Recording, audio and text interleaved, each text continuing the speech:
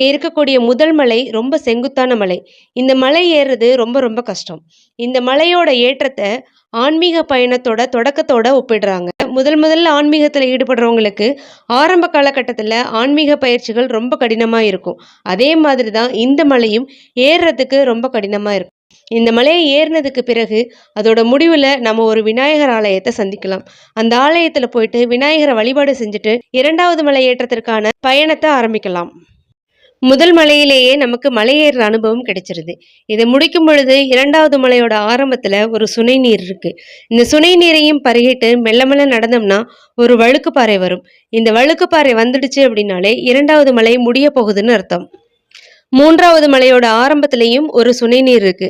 இந்த சுனைக்கு கைத்தட்டி சுனைன்னு பேரு.